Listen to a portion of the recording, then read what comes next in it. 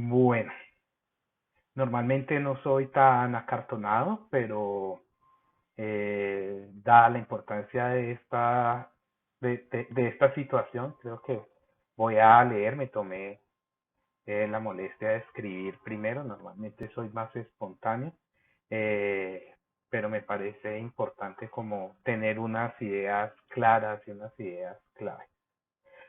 Voy a empezar diciendo que este video lo pensé para mis estudiantes, pero aunque está hecho como para mis estudiantes, este no pretende que se quede en el aula, sino que me gustaría un poco que este video trascienda un poco, que salga de las aulas. O sea, pienso también compartirlo con mis amigos, algunos colegas, y lo que busca es simplemente la reflexión.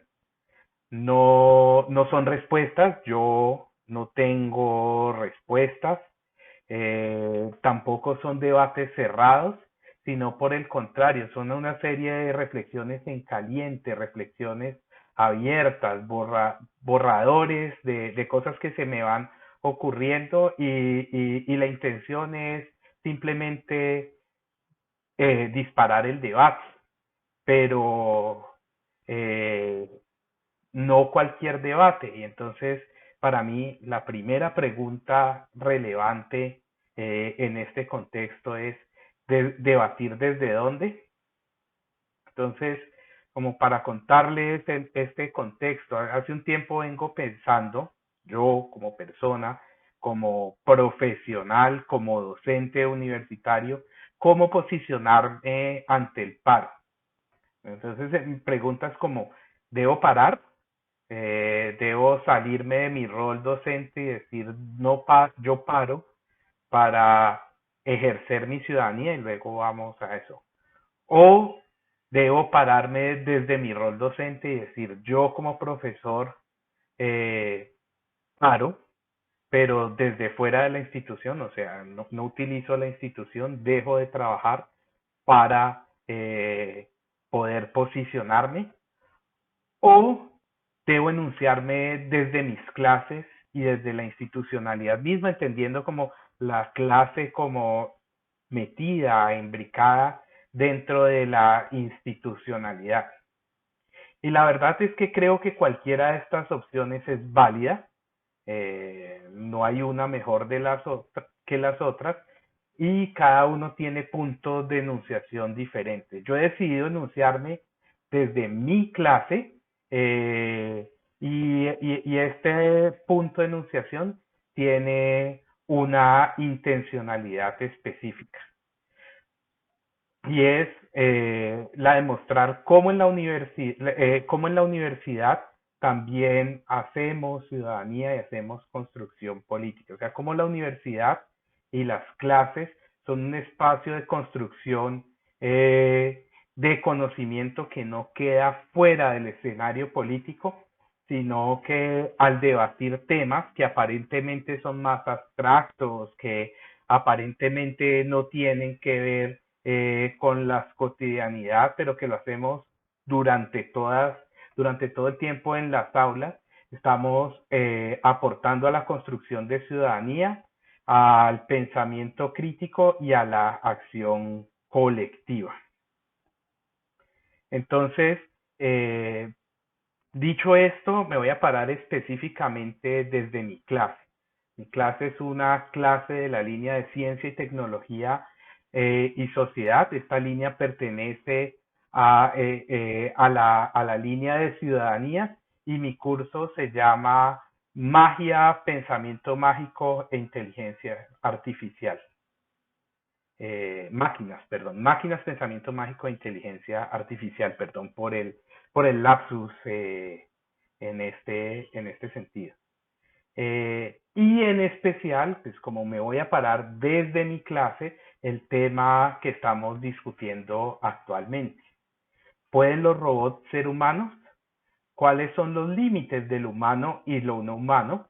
Y aunque estos parezcan unos temas como de películas salidos de ciencia ficción, yo creo que su vigencia y su discusión, y aquí es donde muestro que estas discusiones se aterrizan y forman ciudadanía, Bueno, esto va a ser fundamental en la coyuntura actual y esto me permite a mí una excusa para pensar nuestras posiciones como ciudadanos en esta coyuntura tan particular.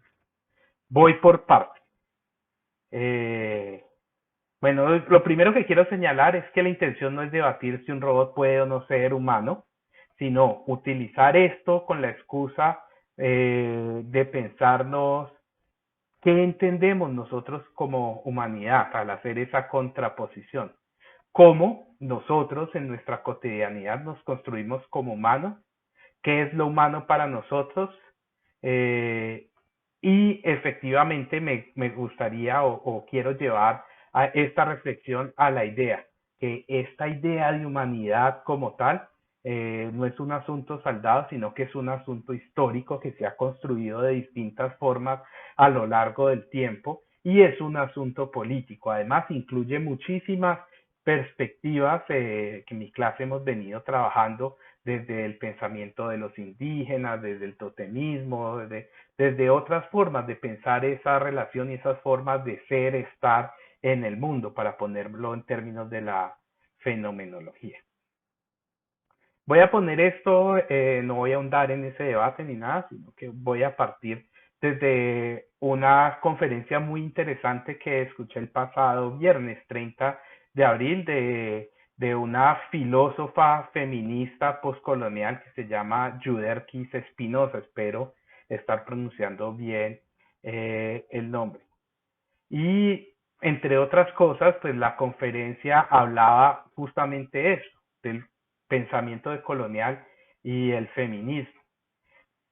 Y ella se posicionaba desde su práctica como feminista en los años 80, 90 y 2000 y mostraba cómo al estudiar el feminismo y al ser una activista desde el feminismo, se había dado cuenta que muchos de estos feminismos, sobre todo en sus inicios, aquí hay que aclarar que hay muchos tipos de feminismos y que esto también se han ido construyendo y variando con el tiempo, pero digámoslo de esta manera, si la estoy interpretando bien, que el feminismo hegemónico se construyó desde una perspectiva muy puntual de conocimiento racializado, y este conocimiento racializado excluía o invisibilizaba las luchas de quienes estaban por fuera de esas categorías. O en el mejor de los casos, incluía estas luchas, pero como parte de la agenda de mujeres blancas, europeas e intelectuales. Y este posicionamiento la llevó a ella a reflexionar sobre el ejercicio de la ciudadanía por fuera de estas referencias blancas europeas de clase alta o clases medias, ¿no? Cómo habían otros pensamientos de unos actores que estaban pensados como otros y que esto se reflejaba también en la exclusión, de una exclusión que seguía vigente de cómo se piensa precisamente al otro, y ella hace una arqueología, si se quiere, al estilo Foucaultiano, para mostrar que ese otro, desde las ciencias, desde el activismo y desde el feminismo, es un otro racializado, que no incluye a los centros de discusión y por ende eran tratados desde una perspectiva más evolucionista como menos humanos o como no humanos. Eh, y sin ahondar demasiado en esto, eh, me llevó a pensar, bueno, primero que esta noción de humanos y no humanos referente a la ciudadanía sigue vigente, y lo otro es a pensar una forma de ciudadanía o una forma de construir la ciudadanía o de construir mejor la humanidad que se relaciona a las formas ejercer la ciudadanía. Yo soy humano en cuanto ejerzo mi ciudadanía. Y aquí entonces se nos complica un poco el tema al establecer esta relación entre humanos y ciudadanía. Pero volvamos a los robots, un poco como para desmenuzar este punto. Nosotros diríamos que si un robot es consciente y reclama sus derechos, ¿eso es suficiente para considerarlo humano? Si eso es suficiente para considerarlo humano, o sea, si yo siento y reclamo mis derechos, en ese sentido, ¿está la humanidad definida por la ciudadanía? Y si es así, ¿de qué tipo de ciudadanía y de ciudadanos estamos hablando? ¿Cómo se ejercen los derechos? ¿Y quién tiene derechos a tener derechos y quién no en esos lugares de ciudadanía? Es esta idea de si el robot tiene derecho a ser humano o no, y si hay ciudadanos que tienen derecho a tener derechos y otros no. Eh, la respuesta a esto parece obvia, ¿no? Todos tenemos derechos, pero no, al contrario, es muy compleja y es difícil asistir.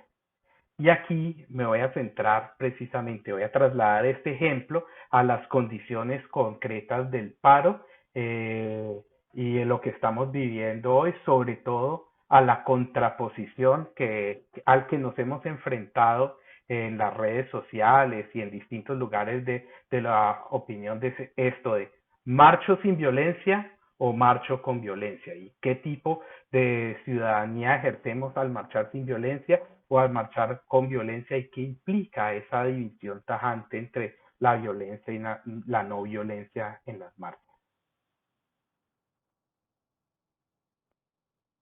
Entonces, la pregunta aquí, también abierta, ¿es más legítima la forma, el derecho, la ciudadanía de quien marcha sin violencia frente al que quema un bus, una estación de transporte masivo o un banco? Y en palabras más fuertes, teniendo en cuenta la analogía que trabajamos anteriormente, es más ciudadano o es más humano quien reclama a través de los métodos pacíficos, o, y en ese sentido quien recurre a la violencia no es un ciudadano y por ende no es humano. Entonces, para debatir esto, voy a volver a la idea del colonialismo y sobre todo a esta pregunta que desde los decoloniales se hacen, desde cómo se construye y desde dónde se construye la ciudadanía. Pero esta vez quiero poner el lente autorreflexivo y quiero resaltar mi propia condición de clase privilegiada.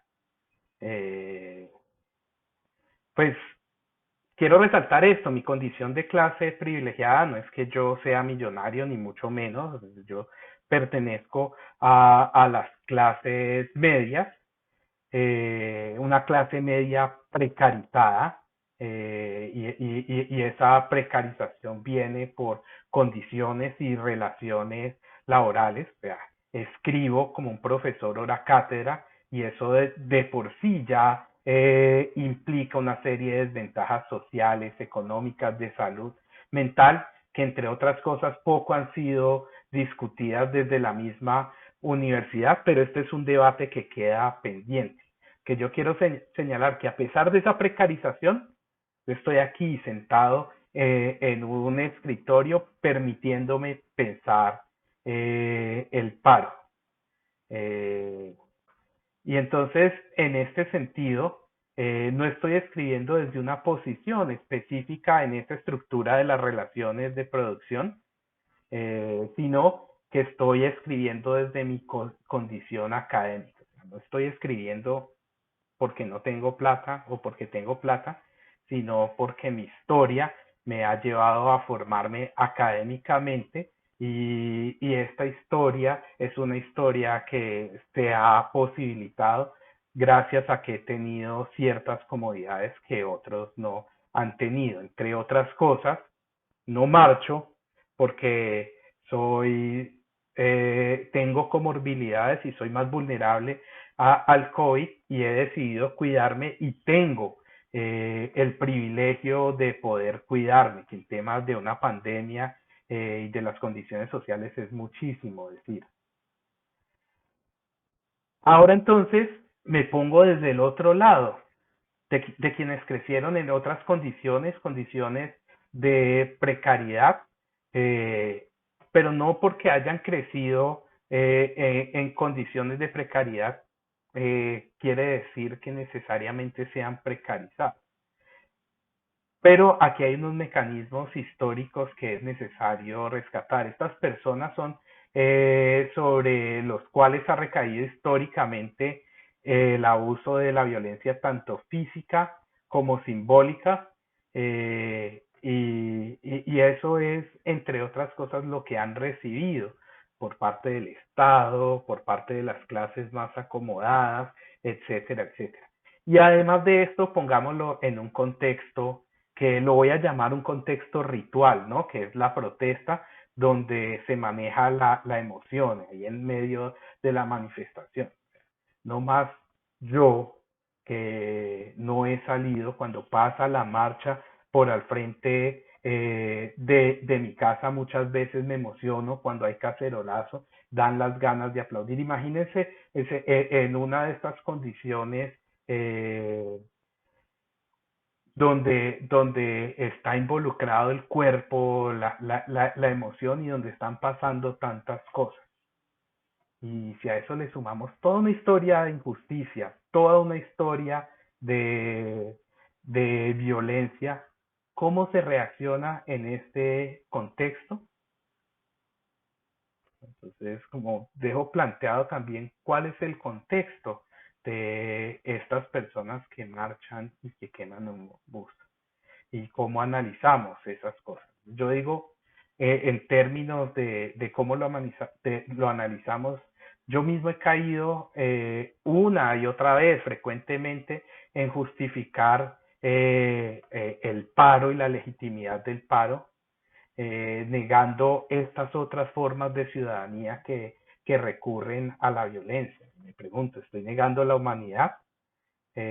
¿Cómo lo hago? Pues recurriendo a teorías conspiranoicas de infiltración y de crimen organizado. Es decir, es muy fácil pensar el paro es legítimo porque la gente marcha en paz y los que hacen desórdenes los justificamos porque el paro está infiltrado y no quiere decir que no hayan lugares donde esté infiltrado. Yo creo que aquí también hay unos actores políticos que saben desestabilizar la ciudad y que lo han hecho y que eh, saben cómo generar el caos, pero yo creo que eso no explica los desmanes y no explica justamente ese ejercicio de la violencia.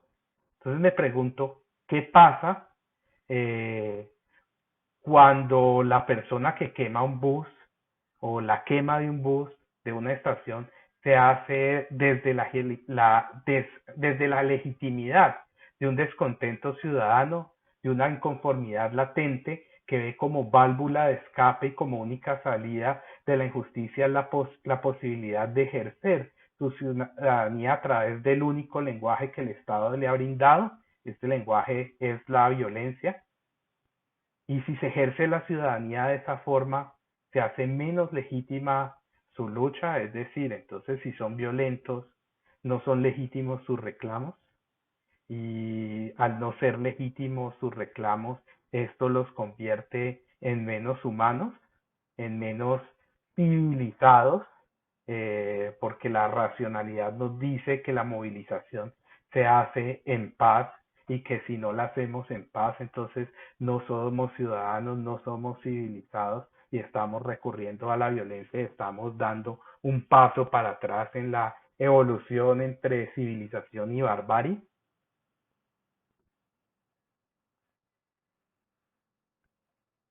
Esto es una pregunta que, como dije, dejo abierta para el debate, pero no por esto tampoco quiero sesgarme a no denunciar al Estado. Y entonces me voy a preguntar también, en esta relación, cuál es el lugar del Estado en la condición de las cosas. Y me pregunto porque muchos creerán que ante la violencia es legítimo usar la fuerza pública contra algunos, pero ¿contra quién se usa la fuerza pública? O sea, ¿dónde está el SMAT? ¿Dónde está la policía?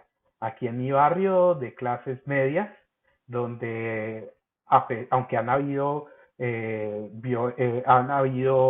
bloqueos y han pasado las marchas, ha permanecido tranquilo, o en los sectores más empobrecidos, que entre otras cosas son los que ponen los muertos, y son muertos, y aquí lo digo de una manera señalando, son muertos generados por crímenes del Estado. Que los muertos en la protesta, los muertos de gente que ejerce su ciudadanía a partir del Estado, es un crimen de Estado. Voy a ir cerrando aquí. Como dije al principio, no pretendo dar respuestas, que además no tengo. Lo que quiero es abrir líneas de debate. Y reitero, todas las formas de lucha son válidas, y por eso como profesor, desde este espacio institucionalizado de mi clase, que ya les dije cuál era, también estoy dándome la oportunidad de participar del paro, y de construir eh, ciudadanía y ejercer acción política como lo hacemos todo el tiempo, y no con términos idiotas como utiliza la extrema derecha diciendo que somos profesores champú que lavamos la cabeza. No, estamos generando pensamiento crítico, estamos pensando algunas coyunturas, tenemos nuestras posiciones políticas, es válido manifestar nuestras posiciones políticas, pero la idea de manifestarlo no es para que los estudiantes piensen igual que yo, sino para generar ese debate. Y de eso se trata el pensamiento crítico, de poder exponer mis posiciones, de poder exponer mis denuncias y tener esa contestación y tener argumentos para escuchar cómo me contestan. Por eso invito a mis compañeros, a mis compañeras docentes y a los estudiantes a seguir abriendo estos espacios de reflexión, para pensarnos esta lucha, ¿no? Permito a no abandonar las clases, sino a buscar dentro de las mismas clases como estas reflexiones, y aportar y a seguir aportando a esta coyuntura que nos toca a todos. Si llegaron hasta acá, muchas gracias por escucharme.